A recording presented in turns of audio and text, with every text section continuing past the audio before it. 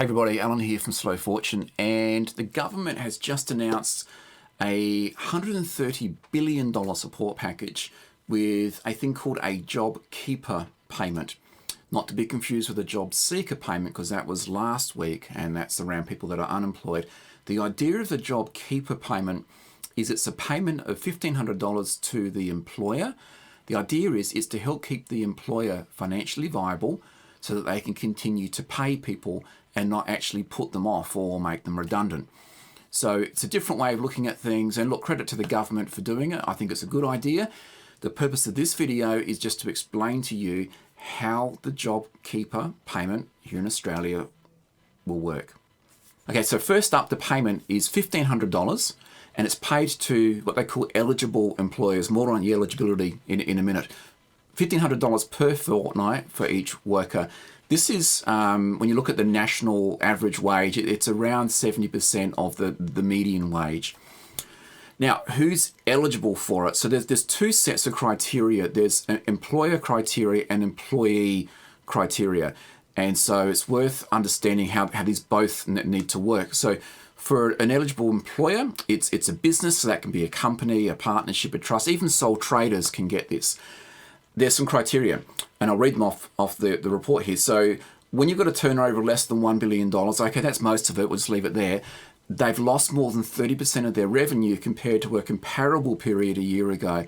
Now, the comparable period, as I understand it, and from what I've read, could be, say, a month. So you could look at the month of March, your revenue for March 2020, compare it to March 19, and if it is 30% or more less because of coronavirus, then you would be eligible for this payment.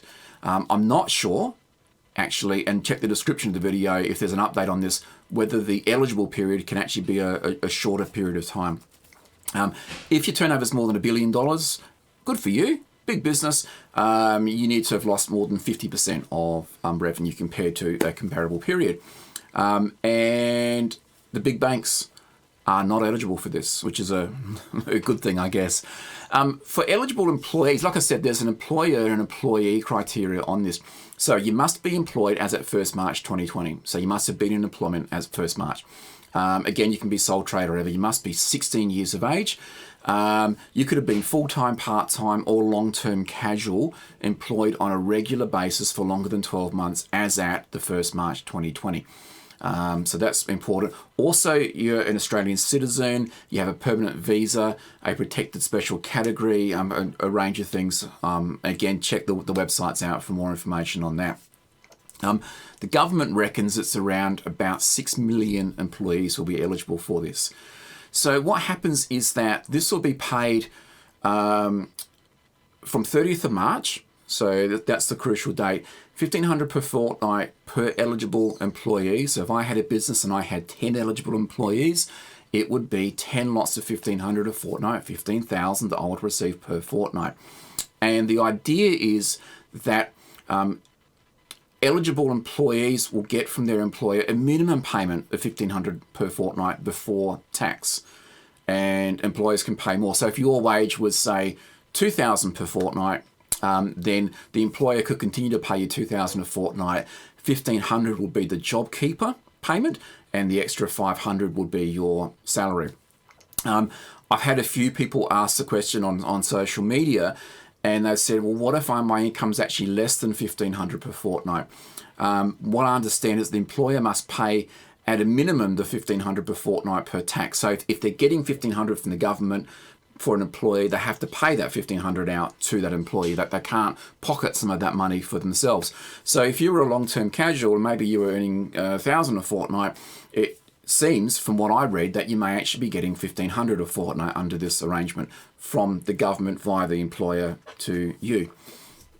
If your business is shut down or restricted its trade, it could be like your hospitality worker, or work for a movie theatre, something like that, then you can continue to be paid even if you're not working. The 1st of March date seems to be crucial here. As long as you were employed on the 1st of March, if you've lost your employment sometime in March before this payment was announced, the employer is still eligible to receive this payment. Now, whilst the payment is due to start from the 30th of March. Employers in practice don't get any money until, I believe it's the first week in May. So the employers must continue to make their payments to their employee through April, and then they claim the money first week in May.